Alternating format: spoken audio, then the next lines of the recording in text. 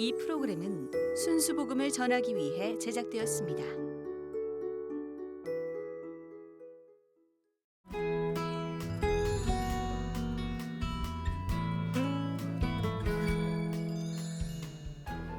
말씀으로 세상을 변화시켜라. 쉽고 재밌는 말씀 여행. CTS 두란노 성경교실!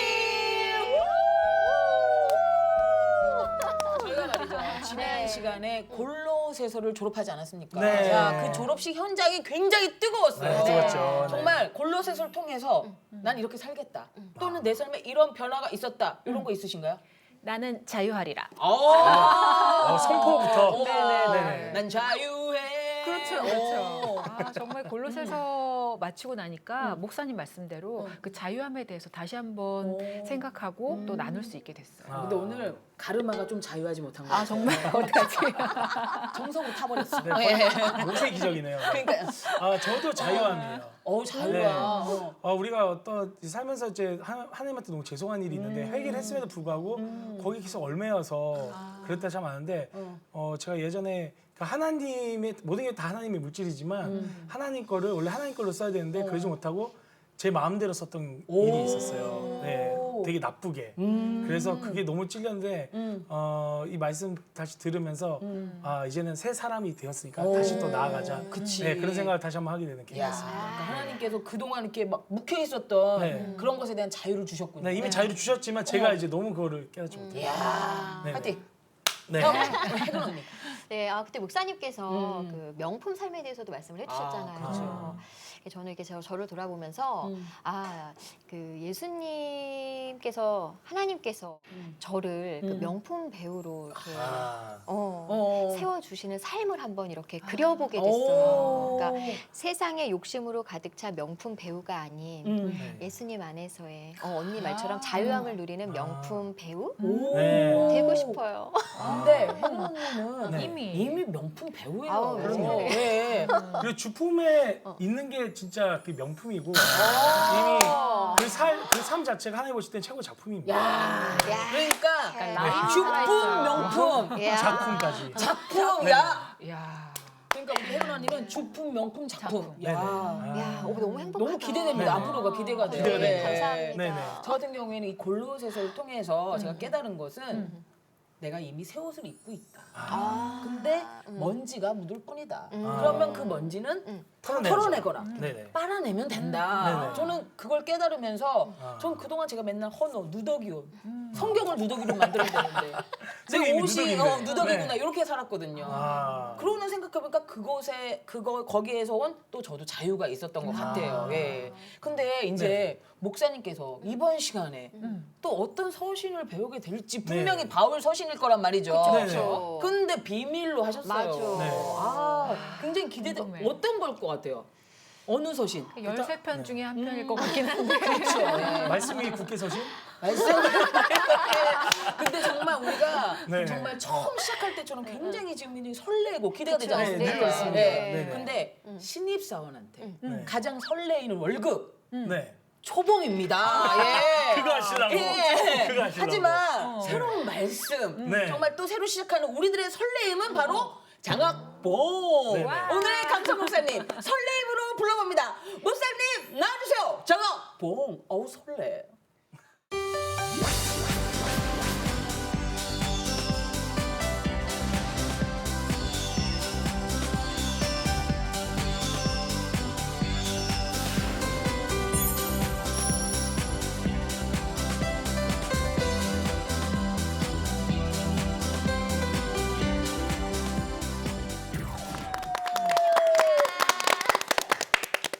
제가 그 밖에서 네. 네. 그 골로새서를 끝내고 네. 나는 이런 변화가 있었다 하는 얘기 중에 자유함을 얻었습니다. 네. 또 때 묻은 것은 닦아냅니다 하는 얘기를 들으면서 사실 제가 이 지난주 설교 때 그런 얘기를 한 적이 있어요. 목사가 제일 설교하기 힘든 회중. 목사가 제일 설교하기 힘든 회중이 누구냐면 열심히 들어. 열심히 듣고 열심히 아멘하는데 행동이 안 바뀌는 사람. 이런 사람들을 대상으로 설교하는 게 사실은 제일 힘든 거거든요. 근데 여러분들과 이 성경 공부를 이렇게 나누면서 삶에서 이렇게 나는 이렇게 변해졌어요. 네. 저렇게 바뀔 거예요. 이런 어떤 행동이 나타나는 모습을 보니까 기분이 무지하게 좋아요. 무지하게 좋아요. 자, 그러니까 자유 얘기를 했어요. 네. 우리 현진 자매가 사실은 그 자유함을 얻는다라고 했는데 누가 이렇게 걸면 다시 원점으로 돌아가잖아요. 그럴 수도 있을 그럴 것 수도 있죠. 같아요. 네. 네. 근데 이제 오늘 다짐을 한번 해봐요. 네. 나는 절대 안 걸린다. 나는 절대 안 네. 걸린다. 왜냐하면 다윗도 계속해서 걸리는 부분들이 있어요. 쉬지 않고 걸리지만 그럴 때마다 믿음으로 툭툭툭 뚫고 나가요. 그게 왜 그런가 봤더니 내 내면 속에 하나님의 존재가 커. 큰 거야. 네.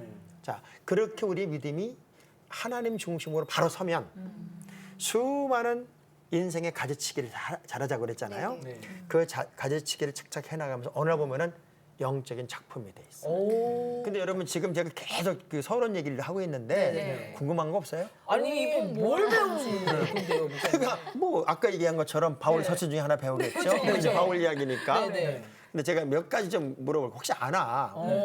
바울 서신 중에 네. 첫 번째 기록된 거예요. 저요? 알아요? 네. 뭐예요? 데살로니가 이거예요. 전서. 오늘 배울 게 데살로니가. 데살로니 아, 데살로니가 전. 야, 우리 현진 집사님이 이제 실력도 생겨요. 역시.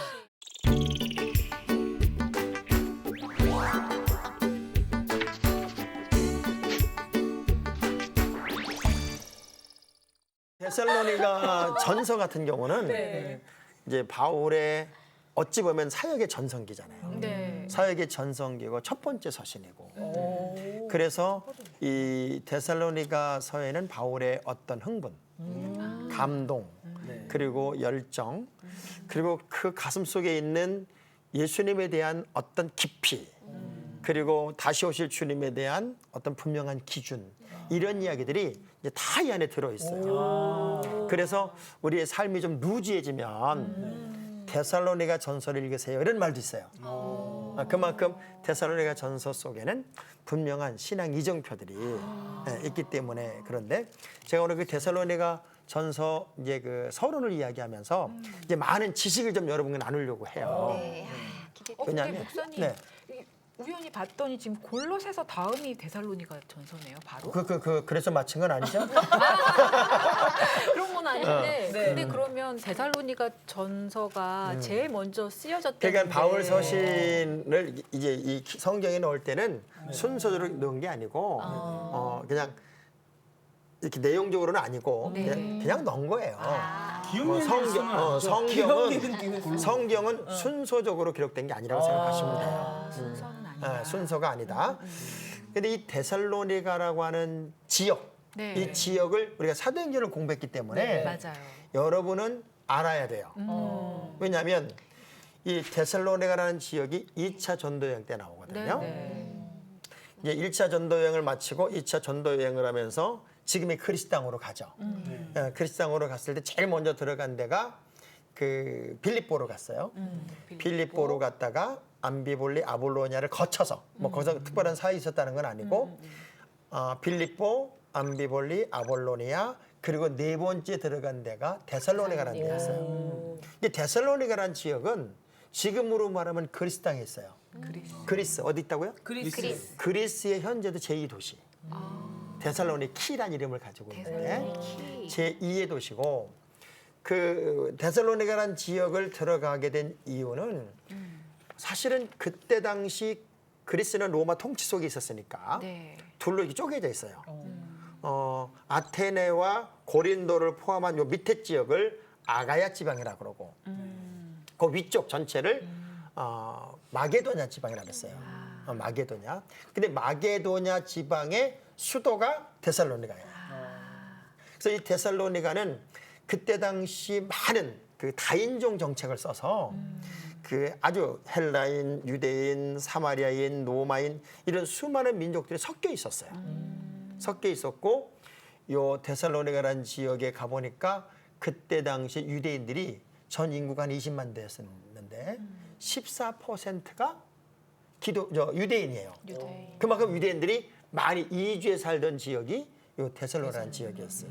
그러니까 이 데살로니가에 가서 바울이 복음을 전할 때 제일 먼저 가서 전한 데가 유대의 회당이었단 말이에요. 네. 그러니까 이 데살로니가에서 말씀을 전하는데 사실은 누가 회심을 하냐면 헬라파 귀부인들 또 좀 헬라인들이 많이 회심을 하고 예수를 믿게 돼요. 근데 그 예수를 전하는데 누가 제일 회방을 놓냐면 유대인들이. 네. 유대인들이 회방을 제일 많이 놀아서 바울을 죽인다고 그러니까 바울 일행을 죽인다고 그러니까 이제 사도행전을 보면은 3주 정도밖에 말씀을 못 전하는 곳이 이 데살로니가라는 지역이기도 해요. 그러니까 우리가 이런 질문 하나를 좀 스스로 문제를 풀고 좀 갔으면 좋겠어요. 복음을 전한다는 게 예수를 증거한다는 게 누구에게나 주어지는 특권은 아니잖아요. 그런데 예수를 증거하고 복음을 증거하는 그 자리에 우리가 박수를 받으면 막 인정을 받으면 되게 좋을 것 같아요. 근데 박수가 없어. 그리고 막 비난을 하고 욕설을 먹고 억울한 일을 당하고 그러면 우리 병임 씨는 어떻게 할 것 같아요? 저는 그러니까 저희도 처음에 그런 사역 같은 거 할 때 저희는 이제 웃음이나 이제 반응으로 이제 그런 것들 살피는데 그런 게 없을 때도 있었고 뭐 조금 이제 교도소 이제 이런 사역을 가면 막 저희들을 향해서 무대에 있는데도 막 뭐라고 하시는 분들도 있었어요. 근데 그게 처음에는 그걸로 인한 상처가 너무 커서 막 그 순간 무대에서 약간 막 욱하기도 하고 막 그런 것들이 있었거든요. 그러다 보니까 만약에 그런 상황이었으면 그때는 제가 좀 많이 무너졌던 것 같은데 지금은 이제 그런 것들을 좀 많이 좀 이렇게 이제 좀 익숙해지고 이제 좀 넘어섰다고 해야 될까요? 사실 우리 병임 씨 같은 경우는 이제 공개석상 뭐 네. 사람들이 있는 데니까 내가 참을 수도 있고 견딜 수도 있어요. 네네네. 근데 이제 바울의 특성은 매 맞고 감옥 갇히고 사실은 뭐 죽인다고 쫓아다녔거든요, 사람들이. 그럼에도 불구하고 또 다시 복음을 전할 때는 기쁨으로 감당을 해요. 그게 이제 특성이에요. 그래서 이 데살로니가 전서가 기록되는 아주 중요한 포인트가 야손의 집 사람들의 이제 후원도 받고 네. 그러면서 복음을 3주 정도 저기 전했는데 한 번은 그 폭도들을 이제 이용하는 거예요. 유대인들이 이용해서 저놈들 여기 오면 죽이자. 죽이자. 그래가지고 딱 기다리고 있을 때 야손의 집 사람들이 이제 보증을 서줘서 그렇게 죽일 만큼 뭔 죄냐. 그러니까 용서는 하자. 그리고 이제 돈을 좀 주고 베레아로 보내요. 베레아 많이 들어봤죠? 베레아. 신사적이다 그런 얘기 들어봤죠? 그런 얘기도 하죠. 베레아로. 근데 제가 이제 일서를 보니까 그때 당시에 유대인들이 얼마나 많이 있었냐면 데살로니가에서 베레아까지 거리가 제가 차를 타고 가보니까 한 1시간 거리예요. 근데 길지 않은 거리 안에 유대인 회당이 한 30개 정도가 있었다고 그러니까 굉장히 많은 유대인들이 이제 함께 어우러져 있었던 데인데 야 베레아를 가니까 사람들이 말씀을 너무 잘 듣는 거야. 데살로니가하고 너무 달라. 근데 거기 있는데 그 유대인들이 거기까지 쫓아와서 이제 바울을 또 죽인다고 그러니까 이 사람을 배를 태워서 바울만 아테네로 보낸 거야. 지금의 아덴으로 보냈고 이제 아덴에서 이제 디모데와 합류를 하고 나서는 제일 궁금했던 게 뭐냐면 그 3주밖에 말씀을 못 전한 이 데살로니가 지역에 사실은 이방인 개종자들이잖아요. 헬라인들 중에 많은 개종자들이 있었는데 그 사람들이 그런 핍박과 비난 속에서 정말 예수를 잘 믿을까 너무 궁금해서 디모데를 보내요. 가봐라. 가봐. 한번 가서 도대체 어떻게 그들이 교회를 지키고 있는지 자기들의 믿음을 지키고 있는지 한번 가봐라. 그래가지고 이제 아테네에서 디모데를 보내고 바로 바울은 고린도로 오죠. 고린도로 왔어요. 고린도로 왔는데 이제 디모데가 한참 있다가 고린도로 와서 바울과 딱 만나면서 데살로니가 교회 이야기를 해주는 거예요. 그 데살로니가 교회 이야기를 쫙 해주는데 그 이야기를 듣는 바울은 너무 행복해. 왜? 걱정했던 그 교인들이 얼마나 신앙생활을 잘하고 있고 또 바울을 얼마나 보고 싶어하고 그리고 영적으로 건강하고 건강한 교회를 만들었는지 그들의 얘기를 들으면서 3장에 가면 이런 말이 있어요. 내가 그들의 믿음의 이야기를 들으면서 위로를 받았다. 또 그러므로 우리가 살리라 그런 말이 있어요. 위로 정도가 아니라 그 얘기 들으니까 살맛이 나는 거예요. 그 디모데의 얘기를 듣고 데살로니가 전서를 고린도에서 막 흥분하면서 쓰는 거예요. 그래서 1장부터 3장까지는 칭찬이야. 그들의 믿음을 막 칭찬하고 그리고 막 격려하고 또 그러면서도 그 회방자들이 모함한 것들 있잖아요. 네네네. 그 모함한 것들을 좀 잘 풀어서 그런 부분이 아니라는 얘기도 해주고 네. 또 4장부터는 그때 당시 제일 중요한 문제가 재림의 문제였거든요. 그 재림, 종말론의 문제였는데 네. 그 종말론의 문제도 아주 클리어하게 이제 서신으로 답을 보내면서 격려하고 또 기뻐하고 위로하고 기준을 잡아주고 신앙적인 어떤 내용들을 딱 만들어주는 그 바울의 감사, 흥분, 어떤 신앙의 기준을 잡아주는 어떤 기준 이런 것들이 이 데살로니가 전서에 다 있으니까 사실은 데살로니가 전서를 읽다 보면은 이건데 그런 감동이 막 몰려와요. 우리도 그렇잖아요. 사랑도 첫사랑이 좀 진하잖아. 그래서 어찌 보면 바울에게 있어서 첫사랑 같은 그 첫 마음으로 아주 복음적인 에너지가 넘치게 이 데살로니가 전서를 기록하게 돼요.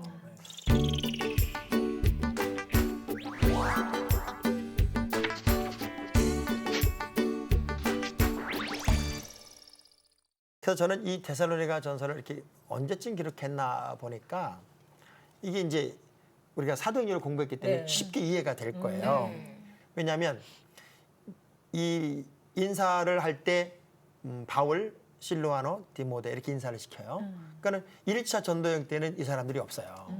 그 3차에도 신라는 없단 말이에요. 그 실루아노가 신랑. 신라예요. 네, 신라. 그러니까 2차 전도 여행 때니까 2차 전도 여행 때면은 고린도에 와서 사역한 때를 기준으로 잡으면은 51년에서 AD 53년 사이가 맞아요. 그때 이제 바울은 1차 전도여행 끝내고 2차 전도여행에 막 하이라이트를 달릴 때잖아요. 그러니까 얼마나 마음속에 뜨거움이 있겠어요. 우리 그 연탄재 한 보로 차지 마라 그런 그 시 있잖아요. 너는 단 한 번이라도 뜨거웠던 적이 있었냐. 근데 연탄재는 한 번이라도 뜨거웠던 적이 있었다. 그런 얘기. 굉장히 감동적이잖아요. 우리의 신앙생활 속에서 정말 뜨거웠던 적이 있다.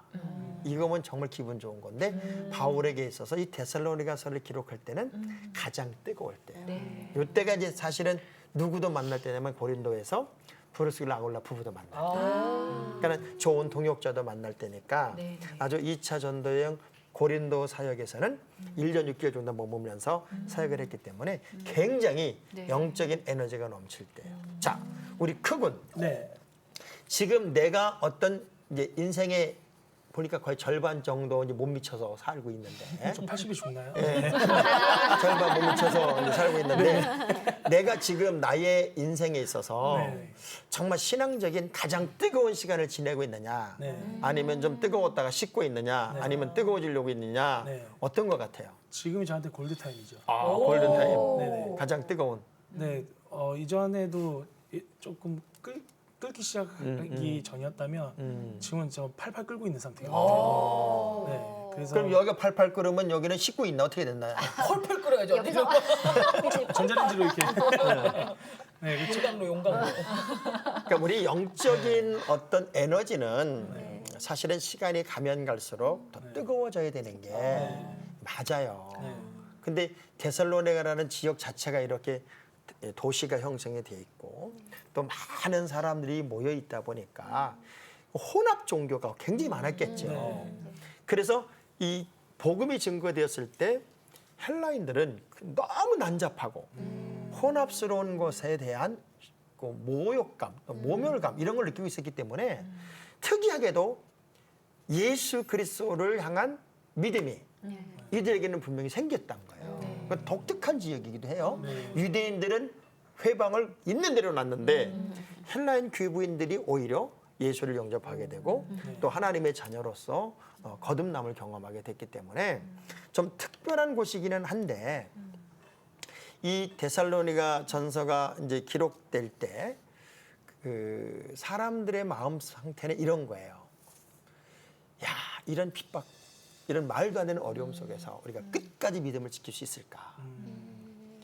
그것도 믿음의 깊이가 깊으면 감당이 되겠지만 예수가 누군지 잘 몰라. 이제 막 믿기 시작해서.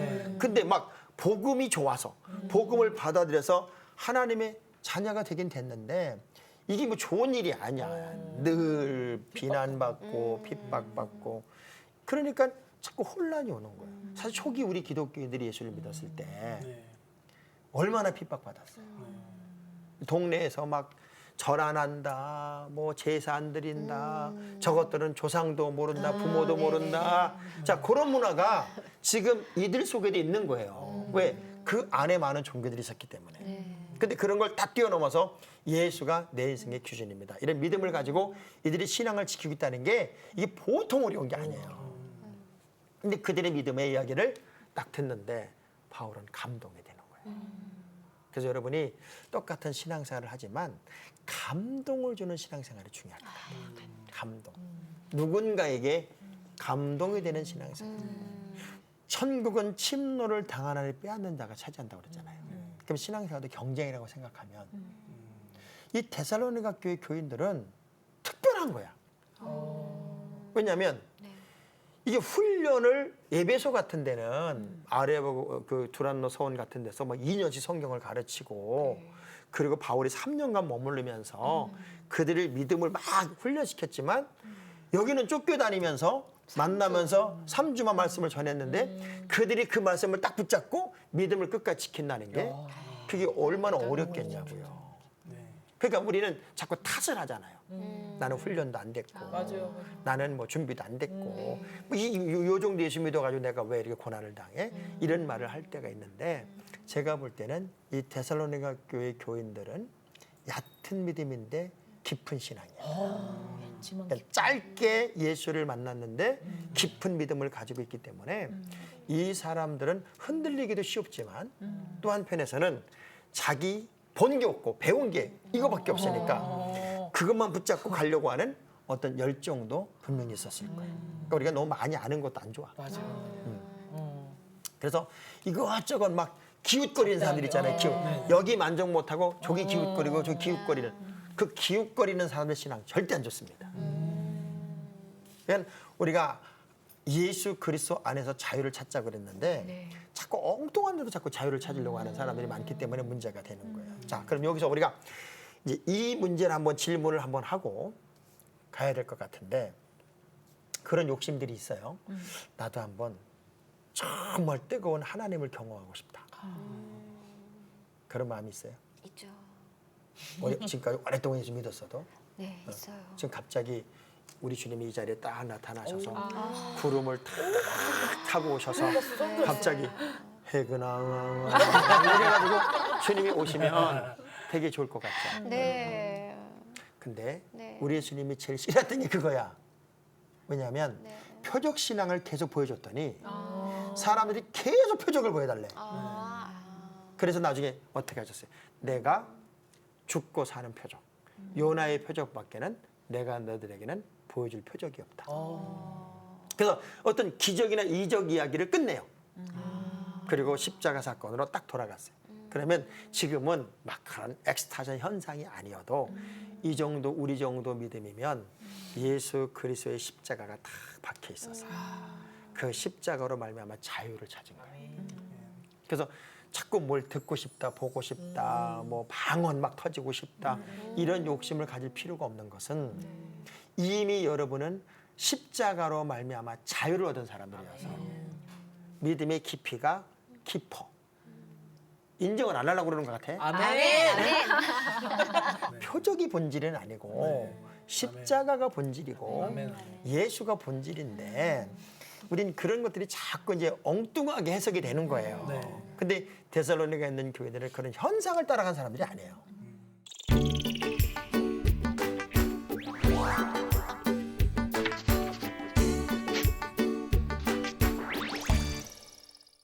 그때 이제 제일 심각한 문제가 뭐였냐면은 이제 4장부터 나오지만 재림 문제였어요. 재림. 이 재림 이제 당장 우리 주님이 오실 거라고 생각을 한 거예요. 이제 왜냐면 승천하시고 또 얼마 안 됐으니까 다시 오실 주님. 근데 주님이 금방 오셔야 되는데 그 주님이 오시는 것을 기다리지 못하고 사람이 죽어간단 말이에요. 네. 이게 죽어가니까 그럼 뭐냐? 죽은 사람들 죽은 사람은 뭐냐 이거. 주님이 오시는 것도 못 보고 우리 예수를 믿었는데 죽으니. 네. 또 어떤 무리들은 다시 오신다는데 뭐 오시면 세상 끝나는데 뭔 일을 해. 일하지 아무것도 하지 말고 그냥 가만히 있자. 그리고 옛날 우리나라 그 종말론처럼 네. 언제 온다 이런 얘기들은 지금 자꾸 또 도는 거예요. 그래서 이 재림에 관한 문제가 되게 혼란스러웠어. 이 데살로니가 지역에. 왜냐하면 이 종말론이 판을 칠 때가 언제냐면 어려울 때예요. 네, 사람들의 삶이 어려울 때. 네. 그러니까 우리나라도 아주 국가적인 어떤 그 혼란기 맞아. 지금 딱 또는 그때 경제적인 어려움 이런 게 있으면 아주 독보적처럼 솟아나는 게 종말론이에요. 왜냐하면 지금 이렇게 어렵고 힘든데 주님 오시면 다 어려움이 끝난다. 근데 종말이라는 건요. 성경 표현 그대로 언제 어느 시 언제일지 우리는 몰라요. 네. 그건 하나님의 시간이에요. 하나님의 시간인데 우리가 자꾸 그걸 알려고 그래. 그래서 이 데살로니가서에는 종말 신앙, 종말론에 대한 이야기도 아주 클리어하게 해답을 줄 수 있는 것이고 또 진짜 믿음의 기준이라는 게 뭐냐 하는 것들도 나눌 수 있는 그래서 아주 소중한 공부를 할 수 있을 것 같아요. 너무 기대돼요. 네, 저는 우리가 이 데살로니가 전서를 공부하면서 그 바울의 어떤 전도 루트도 좀 공부하고 또 복음이 증거되는 곳에 일어났던 어떤 변화 이야기를 좀 나누게 되고 그리고 이 바울이 많이 비방을 받아요. 왜냐하면 이 사람은 떠났잖아. 떠났고 바울의 말씀만 듣고 예수를 믿은 사람이기 때문에 사람들은 바울을 막 비난하는 거야. 바울을 비방해야만 저들의 믿음이 떨어지니까. 그러니까는 이 서신서에는 순간순간 그런 내용들이 들어가요. 그 내용이 들어가서 자기의 어떤 정당성, 복음의 정당성, 그리고 더 감사한 건 데살로니가 교회 교회들의 믿음에 대한 감사, 믿음에 대한 감사, 또 시련 가운데 있음에도 불구하고 그렇게 잘하고 있는 것을 격려하고, 더 중요한 건 어쩌면 그렇게 성실하고 성결하게 살까. 그런 어려움 속에서도 더 중요한 건 언제 주님이 오시는 거에 대해서 주님께 하나님께 맡기고 오늘을 우리는 최선을 다해서 살았으면 좋겠다 하는 이야기를 쫙 하는 거예요. 자, 그러면 여러분이 지금 데살로니가 전서에 대한 서론을 제가 쭉 설명을 했어요. 설명을 했는데 이 데살로니가 전서는 여러분이 이제 내가 숙제를 안 내줬기 때문에 읽어보질 않았잖아요. 그러니까 읽어보지 않은 입장에서 그러니까 내가 지금 여러분의 설명한 내용만 가지고 이런 게 궁금해요. 요거는 목사님 어떻게 풀 수 있을까요? 하는 것들을 한번 떠올려봐요. 나는 저 사람이 예수 믿은 지 얼마 안 됐는데 저렇게 불이 붙어 있지? 또 저 사람이 불이 붙은 게 겉불일까 속불일까? 그러면 저건 진짜일까 가짜일까? 이런 의문도 생길 수 있을 것 같아요. 그러니까 여러분이 경험해봤던 이 데살로니가 교회에 일어난 이 현장과 같은 상황들을 유추 해석해서 한번 여러분의 그 오늘의 이야기로 만들어서 저한테 질문 한번 해봐요. 자, 예. 벌써 만들었어? 그것도 아까 저기 말씀하신 재림에 관한 얘기들 예. 지금 많이 또 나오는데 사실 우리가 뭐 여러 가지 상황들이 아닌 거 봤을 때 뭐 이제 마지막 때가 아닌가. 어쨌든 그 늘 기다리는 마음으로 늘 준비는 하고 있어야 되잖아요, 마음이요. 근데 이제 이게 좀 엇나가서 제 주변에도 그런 분들 봤고 주변 친구들 얘기 들어보면 그런 데 빠져 있는 경우가 간혹 있더라고요. 그럼 아무래도 이제 말씀 같은 거 이렇게 딱 해주면 제일 좋을 것 같은데 혹시 이 데살로니가 전서 말씀 중에 거기 그런 상황에 맞는 어떤 말씀이 있는지. 이제 4장 이후에 가면 네네. 재림 이야기가 되게 많이 나와요. 그래서 4장 이제 이후에. 종말론 이야기가 많이 나오니까 그때 풀어야 되고 사실 이제 이 얘기처럼 네. 왜 종말 신앙에 이렇게 몰입하게 열광하게 되냐면 현실에 대한 만족이 없는 거예요. 탈피하고 싶은 예, 거예요. 그리고 현실을 떠나고 싶은 거예요. 그리고 이런 세상은 싫은 거야. 이런 세상은 싫고 그리고 그냥 그러면 사실 이제 역으로 말하면 네. 이제 예수님이 오셔서 세상이 끝난다 그러면은 카드를 함부로 쓰는 게 아니라 선한 데 써야 돼요. 그치. 선한 데 써야 되고 내가 하나나라 상급을 탈 수 있는 그런 환경으로 자기 재산 팔아서 구제하고 맞아. 뭐 이래야 되는데 직권 다 챙긴다. 그쵸 맘대로. 예, 이게 이제 잘못된 종말관이었고요. 그리고 우리가 현실에 대해서 자꾸 도피하려고 할 때 나타나는 현상들이 종말인데 사실은 종말이라는 거는 이제 예수님이 말씀하시는 이제 우주적인 종말이 있을 수 있고 또 우리가 개인적으로 보면 개인의 종말이 있어요. 개인의 종말은 뭐예요? 내가 이 땅에서 죽는 거예요. 그럼 그건 내 종말이잖아요. 근데 그 종말은 언제인지를 몰라. 사람이 언제 죽을지 어떻게 하냐고요. 그러면 나는 날마다 나의 종말을 준비하는 종말 신앙의 사람이 되는 거예요. 그래서 목사님 그 제가 데살로니가 전서 5장 16절 말씀을 참 많이 사랑하거든요. 좋아하거든요. 항상 기뻐하라, 쉬지 말고 기도하라, 범사에 감사하라. 감사합니다. 진짜요? 그게 아마 그럼 저는 그것만 딱 떼어놓고 봤었는데 그러니까 오늘 이- 전체를 다 보니까 그게 이렇게 연결된다는. 그럼요. 그러니까 우리가 알 것 같아요. 언제 주님이 오실지에 대해서는 우리가 알 바가 아니야. 알 바가 아니지만 개인적인 종말은 누구에게나 있는 거예요. 누구에게나 있기 때문에 내가 단 하루를 살아도 정말 기쁘게 감사하며 기도하면서. 행복하게 그렇게 사는 것은 은혜죠. 네. 그것이 크리스찬의 어떤 정체성일 거예요. 멋진 질문. 누가 그렇게 말씀하시더라고요. 하루는 흘러가는 게 아니라 하나님 앞에 쌓아가는 거라고. 그러니까 우리가 우리 인생이라는 건 낭비되는 게 아니라 사실은 만들어져 가는 거예요. 그러니까 우리가 그 하나님의 때가 있고 내 때가 있는데 자꾸 내 때만 맞추려고 그러니까 제가 이 여호수아 1장을 이렇게 묵상하다가 여호수아의 1장에 이런 말씀이 있어요. 하나님이 여호수아에게 찾아와서 이렇게 말씀하세요. 모세가 죽었으니 너는 요단강을 건너라 이렇게 말씀하세요. 자, 모세가 죽었으니 요단강을 건너래. 그럼 모세가 살았으면 왜 안 건너? 근데 제가 갑자기 그런 생각이 드는 거예요. 이 여호수아는 늘 2인자였어요. 근데 이 마음속에 저 건너면 되는데 이 모세가 어느 순간 생각이 많아. 불평 한마디에 주저앉고 그 백성들에게 막 어찌 보면 휘둘리고 있는 거예요. 마음속에 막 불이 있는데 하나님이 야 모세 죽었으니까 네가 데리고 넘어가라. 그 말씀하고 강하고 담대하고 내가 너와 함께 할 거야. 이 말씀을 딱 줬는데 너무 재미있는 건 갑자기 여호수아가 모든 백성들을 모으고 유사들을 모아놓고 이렇게 선포합니다. 3일 안에 요단을 건너리라. 여호수아가 시기를 정하는 거예요. 얼마나 빠른 시간. 40년을 못 건넜는데 3일 만에 건너겠다고 이 여호수아가 하나님은 건너라고 그랬지 며칠 만에 건너라고 하진 않았어. 근데 여호수아가 3일에 건너자 이렇게 되는 거야. 포인트네요. 그것도. 예. 그러니까는 얼마나 강력한 영적 리더십이 그게 있었을까. 자, 우리가 자꾸 하나님의 때, 우리 때, 근데 하나님의 때에 맞추는 것이 가장 멋진 삶이거든요. 현실을 도피하지 말고 우리 주님이 변화산상에서 세상으로 내려간 것은 세상의 빛이 되고 소금이 되라고 그런 거지 도망가라는 게 아니었거든요. 세상을 바꾸라는 거였단 말이에요. 주변에 이제 교회를 다닌 지가 얼마 되지 않았는데 정말 오래 예수 믿는 사람 것처럼 그 인격도 또 어떤 믿음의 내용도 그리고 언어도 그리고 좀 너무 빨리 성숙했다. 그런 사람을 본 적 있어요?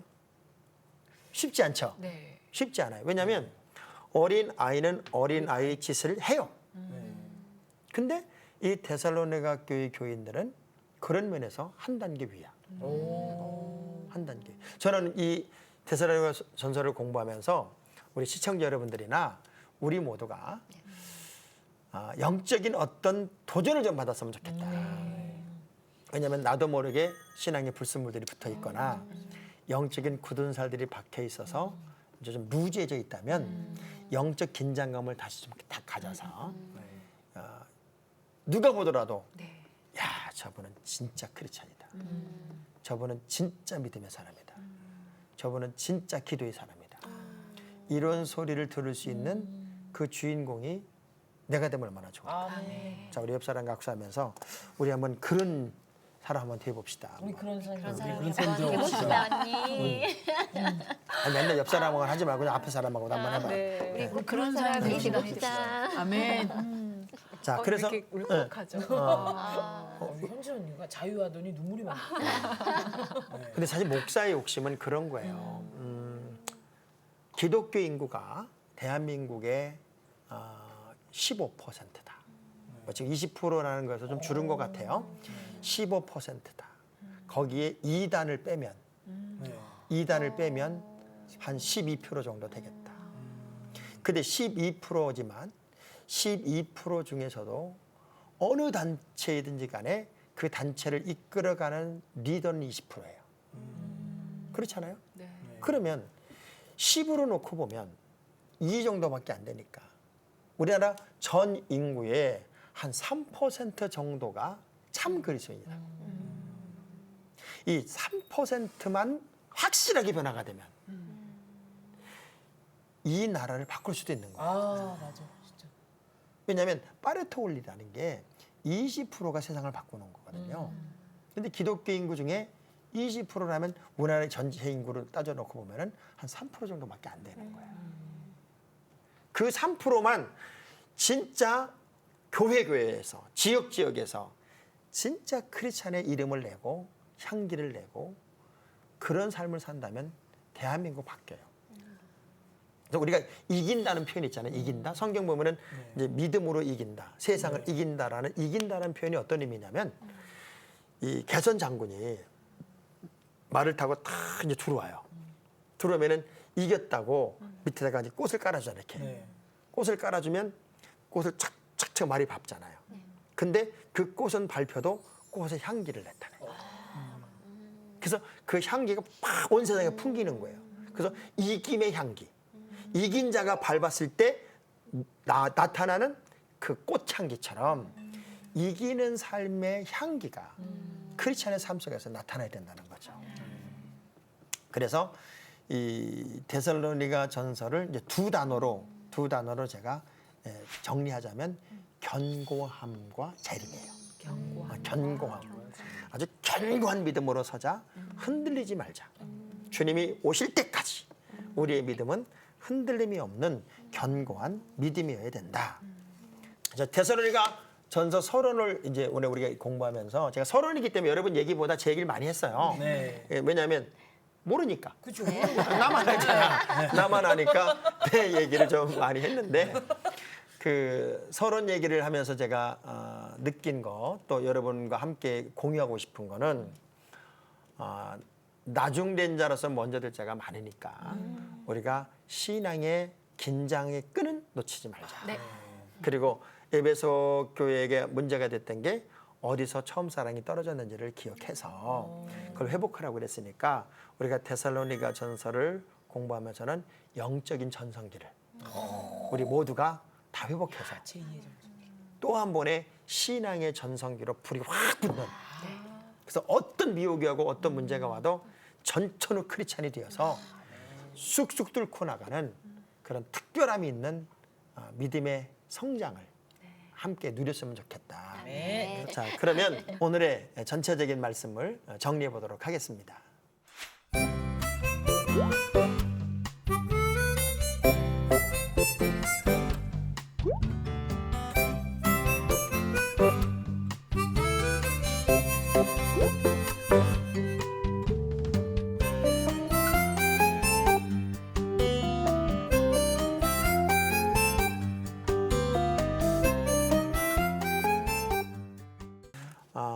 다음 시간에는 이제 숙제가 있겠죠. 네, 당연히 숙제가 있을 것 같아요. 이것도 비밀이었으면 좋겠어요, 목사님. 왜냐면 내가 볼 때는 요 서론 때가 제일 좋을 것 같아요. 왜냐하면 맞아요. 어딘지를 모르니까. 가벼운 맞아요. 자, 데살로니가 전서 1장, 네. 1장을 누더기가 되도록 만들어 오시기를 바랍니다.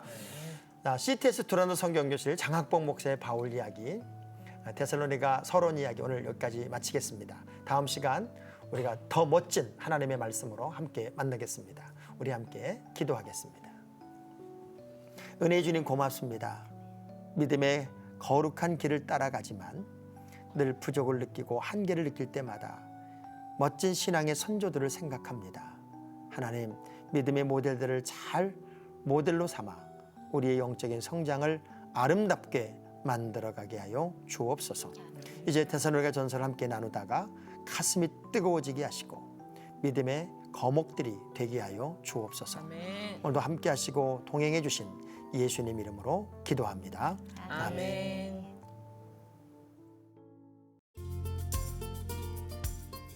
이번 주 시청자 퀴즈입니다. 요나가 불순종했을 때 하나님은 그를 물고기 뱃속으로 이끄셔서 회개하게 하셨는데요. 요나가 물고기 뱃속에 머문 시간은 며칠일까요? 1번 3일, 2번 7일, 3번 21일. 정답을 아시는 분들은 CTS 두란노 성경교실 홈페이지에 정답을 올려주시거나 우편으로 보내주세요. 보내실 곳은 서울특별시 동작구 노량진로 100번지 CTS 두란노 성경교실 담당자 앞입니다. 선정되신 분에게는 CTS 두란노 성경교실 4분 강사 목사님의 저서 중 하나를 드립니다. 네가 웃었으면 좋겠어. 네가 웃었으면 좋겠어. 네가 웃었으면 좋겠어. 정말이야. 정말이야. 네가 웃었으면 좋겠어. 네가 웃었으면 좋겠어. 네가 웃었으면 좋겠어. 정말이야.